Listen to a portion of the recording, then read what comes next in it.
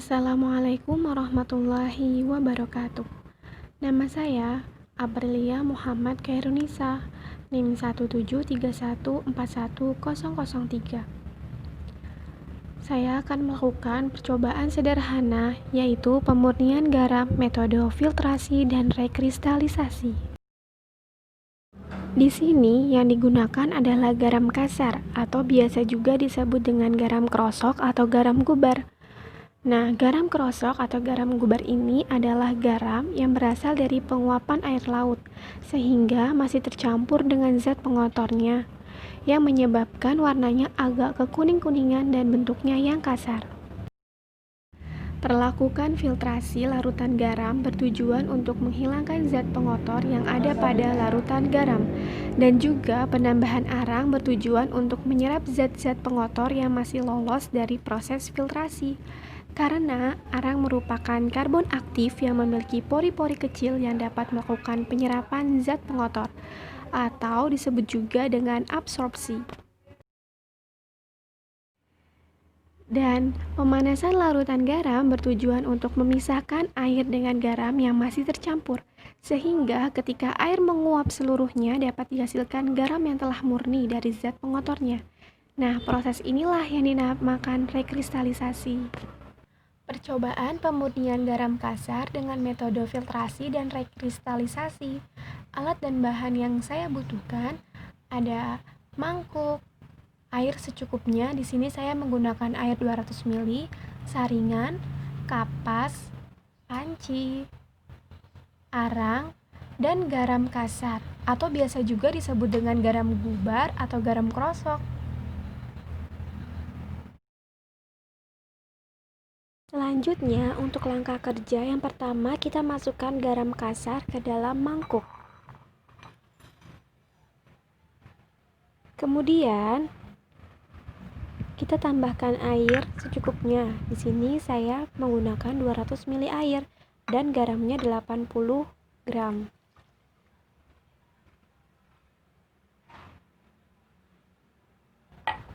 Kemudian kita aduk hingga rata dengan sendok dan menjadi larutan homogen.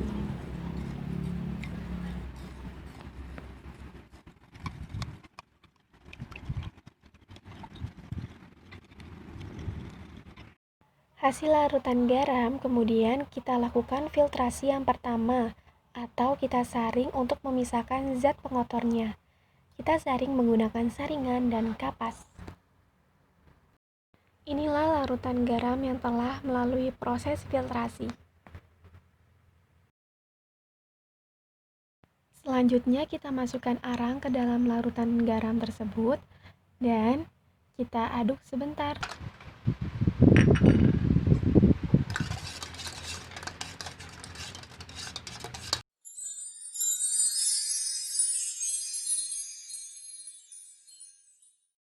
Lakukan filtrasi kembali atau penyaringan larutan garam yang telah dicampur dengan arang.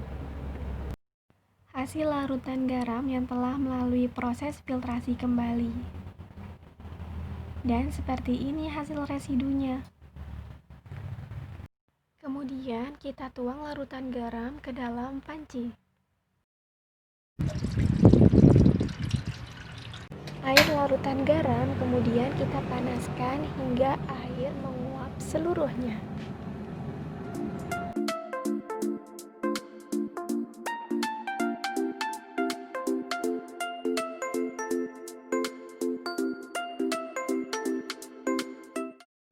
Setelah air telah menguap sepenuhnya, kita telah mendapatkan garam yang telah dimurnikan. Seperti ini gambarnya.